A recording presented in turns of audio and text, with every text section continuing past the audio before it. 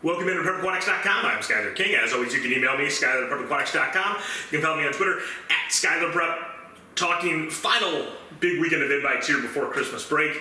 We kind of have a lull until the first full week of January, where things will pick back up with invitationals as we lead into conference, sectionals, and state. As I mentioned last time, I mean, that really gets quick to the finish after Christmas break. So decisions have to be made pretty soon in terms of who's going to be tapering for conference, sectionals, and state, because you basically got a week before you have to start tapering someone for that 2-week period prior to conference. Wearing the Hinsdale Central State Championship shirt that I was given at Niqua on Saturday by Brody Marseille's mother. Back in the earlier days of the website, I always said, if somebody gives me a shirt that represents their team, I will wear it on air. I think the only teams that did that were Hinsdale, LT, and I think St. Charles North at one point. But this is the official state championship shirt. It has a quote from the state broadcast by me on the back, so that was very nice for them to give that to me, and I told her that I would indeed wear it on the air. And so here we are. Going to talk about one dual meet from Friday night, and then the 2 big invitationals from Saturday. And then next week, since we have a lull in the action here, it will give me time to put together my revised predictions, top 16 in each event, and we will talk about that. And then the following week, we'll talk more about kind of a second half of the season preview as we get into those January meets. St. Ignatius, Loyola, these were 2 schools, not everybody swam in a big invitational this past Saturday, and, New Trier really didn't. Marmion hosted their home invite, but it was a relay meet, and so it's very hard to get a feel for the strength of their team. But Ignatius and Loyola are to me, 2 of the more interesting teams to track as the season moves on. I mean, I think they're both going to have 2 very strong relays. Ignatius just has a few more high-end individual point options than Loyola does, and I think that's what really separates them as a potential trophy team compared to Loyola this year. But Loyola, a lot younger in terms of their high-end talent than Ignatius is, and so I don't rule out a future trophy here in the next year or 2 from Loyola based on who they're going to have back. Peter Nolan, 142.0 in the 200, and also 51.3 in the fly. Stephen Grood, 21.3.950, certainly one of the better 50 free times we've seen this season. Velazar Filipov for Loyola, 51.8 in the fly. Grood and Carter Tiv, 48.4, 48.9 head-to-head in the 100 free. Charlie Tracy, 442.0 in the 500. It's really hard. The 500 is probably the most impacted event, just because the taper does more for distance guys in terms of getting a feel for who's swimming the best. We don't know how much the taper impacted the way some of these guys swam coming out of junior nationals, but I certainly think we saw some impact from these distance guys. Now, Tracy is already 16 seconds up from where he swam, and whereas Alex Parkinson, for example, who we'll talk about a little later, was only 6 seconds up. So interesting to see the comparison between 2 kids that both swam in that same quote-unquote taper meet, and how much they were tapered for it could vary, obviously, and obviously how much they got hammered in practice by their coaches once they got back from that meet also would vary. Loyola has 2 strong breaststrokers, Bone, Rice, 59.5, 000. Both those guys, you'd think, are a good bet to score at this point with those type of times. And then the only relay that was really impressive at all was the 400 in this meet. 3:14.9 Ignatius, 3:15.7 Loyola. again, I think they're obviously in a dual meet situation. You're not necessarily putting together your sectional lineup. It's more about how can I put a lineup together that will match up best with the opposition. But we know Loyola is going to have a medley. We know Ignatius is going to have a 200 relay. But they just didn't put it together at this meet. Lake County, always one of the two big invites this weekend. And Stevenson was flexing its muscle in a big way. Especially the kids that were coming off that junior national high. Stevenson 135.9 wins the medley. Vernon Hills, which to me was kind of the pleasant surprise of this meet, 136.2. Barrington 36.9, Lake Forest 39.5. Colin Zhang was not on that 35.9 medley, 140.2 in the 200. We talked about it a little last week. Great to see him back up at a super elite level, swimming like one of the best kids in the state easily here in the early going. David Turos 144.5, Eli Spivak 144.9, round out the top guys in the 200 there. Bacaro from Barrington 153.1 in the IM. Siru Wang 156.7, Yuri Plaxkin 157.0. It sure seems like Bacaro is going to roll the IM again. I think he's more naturally a 200 freestyler once Anselm graduates. I'm interested to see if he sticks with the IM next year. He's certainly good enough. He's going to get top 8 again. That's just it's a much tougher double to have a 150 a stroke. When it could be all freestyle, and then you gotta get a bounce back and swim the 500, even though you have a good amount of time in between. Daniel Burke 21.42 wins the 50. Diego Rosario Freitas 21.50. Colin Zhang 49.3 in the fly. The only kid I've seen under 50 this year. 51.90 Felix Wang for Stevenson. Rosario Freitas 46.22 wins the 100. Edward Zhao 47.1. Liam Plotz 47.6.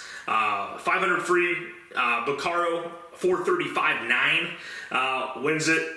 A long way from Lake Forest 44.69. Maxime Kolpanoff 445.76. Stevenson runs away with the 200 relay 26.1. Zhao 51.9 in the back. Siru Wang, Josh Wang 57.1, 59.5 for Stevenson. And then Stevenson 310.05. Vernon Hills 310.23. So 36.2, 310.2 for Vernon Hills in their the two relays they went for. That's two relays as good as I think Vernon Hills has ever had in their program's history. I mean, those might be school records. I don't know. I'd be curious to know that, because those are really quick times. And Vernon Hills doesn't have a history of scoring relays at the state meet. Neuqua Valley invite, lot of fast swims here, and kind of like from the Vernon Hills category as well. Hinsdale Central was really able to show their depth at a meet like this. 2 relays and 4 individuals. Medley relay, they had first and third, 133.7, 135.7. Naperville North, relay-wise, was definitely a shining star at this meet. 135.4 for their medley. Waubonsee 37.7, St. Charles North 38.5. And again, for Waubonsee, no Bardak on this relay, and that goes back to what we kind of discussed. They're not going to be able to load a medley and put together 2 top 8 free relays. And when I say load, I mean with what would literally be their 4 best guys. It doesn't mean they're not going to. I mean, they could still probably get 4th or 5th in the medley without their 4 best guys, because they've got 2 strong breaststrokers. They've got a couple decent flyers, so on and so forth. But I don't see them being able to put their strongest 4 in the medley and still do what they need to do in those free relays to make sure they get a trophy. St. Charles North also, I mean, flying under the radar. We'll see how how they progress. But two kind of standouts for them that we'll talk a little bit about. 200 free. This was a great race. 4 swimmers between 144.3 and 144.9. Max Goetsch went out and was leading this race all the way through the 175, and he got passed by 3 guys. William Dumeyer, 144.85. Goetsch was 144.90. The Hinsdale freshman Luke Vatev, 144.53. And then Parkinson, 144.37. Swam it like he was the distance guy in the group, and with that experience, blows past everyone to win the 200 free. Matt Vatev, 155.4, wins the IM. Also kind of a back half effort. Kean Lamb, 55.60. Josh Bay, 58.00. Bay did not appear to quite be himself. A little under the weather. Didn't really look sharp between his turn in the 50 back in the medley. The IM, he did muscle up a good breaststroke at the end of this meet, however. 53, Bertulis, 21.38. Jonathan Wang, 21.78.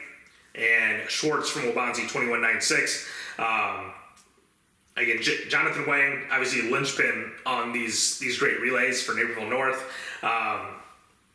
I think it'll be interesting. I think there's another decision to be made potentially for him, backstroke, breaststroke. At the end of the year, it's a one event difference. You have the break right before there. The reason I say that, obviously he swam well in the breaststroke last year, but the breaststroke is way tougher than the backstroke in terms of the depth of the top 8. Not that winning it will be that much easier in the back, even though I do think the breaststroke time will be more impressive than the backstroke state championship time. But there, especially if Brady Johnson moves out of the back, I think the breaststroke is going to be so much better. Even if Brady Johnson doesn't move to the breast, even if he just goes 50-100, as I recommend, the breaststroke is still going to be no joke. With what's coming back, the improvement of these kids that we've discussed throughout the course of this early season. The butterfly, Jeffrey Howe, 50.6. Cruise to an easy win here. Tyler Bardak, 51.69. Ethan Herscher, 52.21. Thomas McMillan, 52.36. Dumeyer, we mentioned in the 200. McMillan in the fly for St. Charles North. These two guys have both swum really well for St. Charles North in the early going. McMillan, a freshman. This was a kid that I definitely saw results on in club coming up. When you swim for St. Charles Swim Club, obviously it's really unclear which high school you're going to go to. Obviously ends up at North, and he really had a great day. 52 in the fly, and whether or not that's going to translate to a scoring swim, is going to remain to be seen. But he also put up a decent time in the backstroke. Depending on how Coach Rooney wants to put that lineup together, does he think he can score 3 relays and pull Dumeyer and McMillan out of an individual race? I think that could make sense, especially when one of your studs is a freshman. It's hard to score individually as a freshman, no matter how good you've been throughout your age group years. It's a different animal when you get to the high school state meet. 100 free. This was a weird one. Henry Guo, 46.98, wins it. Somehow, seems like we could have fudged a seed time here. Henry Guo ends up in like the 3rd to last heat or something like that with a 53 seed time, and he's in the outside lane, and he wins this this race. And he had open water from basically the 25 on.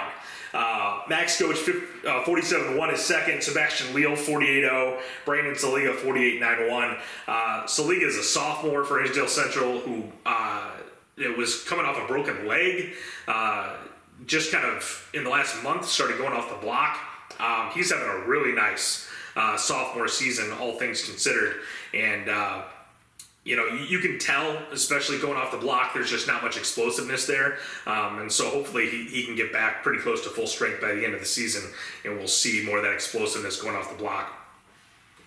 500 free, Parkinson easily wins 436.7. Dupemeyer 445.9. Algrim 447.8. Algrim obviously scored the 500 last year. Parkinson's your defending state champion. Dupemeyer, as I mentioned, is just having a lights out start to the season. 200 relay, Hinsdale Central 125.7. Naperville North 26.2. Waubonsee 27.5. Hinsdale Central just rock solid all the way through. I think their quote-unquote slow split, there might have been a 21-4 in there, but otherwise, basically 21 threes all the way across the board. And again, the relay depth, it's not, the freestyle depth isn't as good as the stroke depth, which is why they can go 33, 35 in the medley. They split their 400 relays. They wouldn't be that close. As you're going to see they were if they put their four best together, but still the depth just cannot be matched, and that's why I said up front, a meet like this with 2 relays and 4 entries, there was races where 4 of the 8 from the last heat were all Hinsdale Central kids. Backstroke, Guo 51.89 wins it. Jeffrey Howe 52.2, Bardak 52.5, Jonathan Wayne 52.7. Breaststroke, mentioned Bay gutting this one out. 57.83, touches out his teammate, Matt Fatev, 57.94. Lamb, 59.11.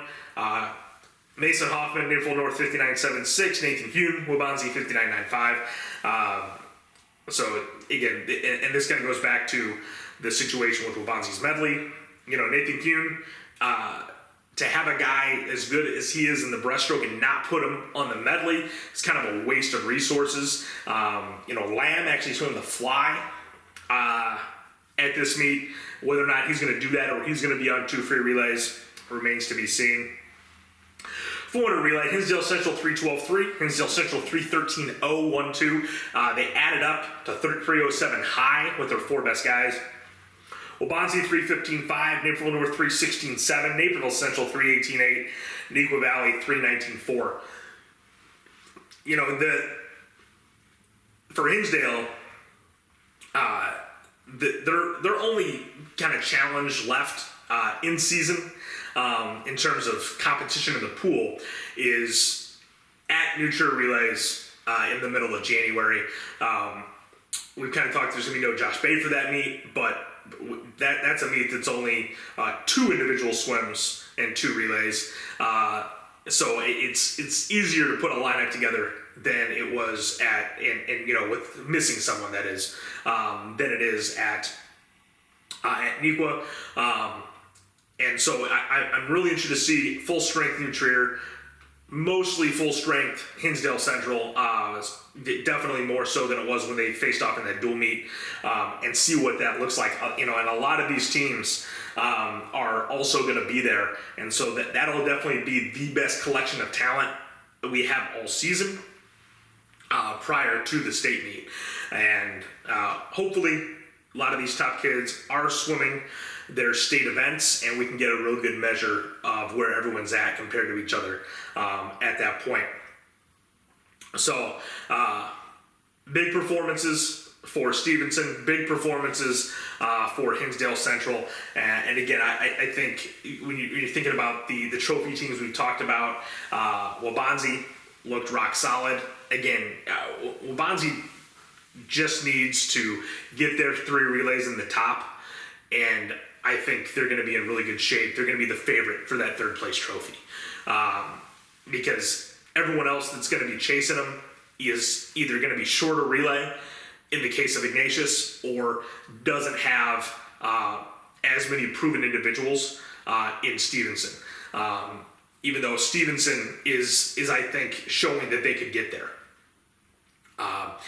But the long story short, this is kind of the first time we've seen a full strength Hinsdale Central, and I think it was as impressive as we could have expected. I definitely don't think this is their state lineup. obviously. The defending state champion in the IM wasn't even swimming the IM. There's a lot of other things they can make, but it just goes to their versatility that they have a lot of options to still dominate while swimming events that aren't their sectional races. I won't call them off events because most of these guys don't have off events. And that's really the nature of how good this team is. So next week, we will be revising predictions, and we'll see if there's a shakeup in the top 10 and if there's been any movement for that third place trophy between Wabanzi, Stevenson, and St. Ignatius. As always, you can email me, SkylerPrepAquatics.com. You can follow me on Twitter, @SkylerPrep, and we'll be doing mid-season revisions to those top 16 predictions next time here at PrepAquatics.com.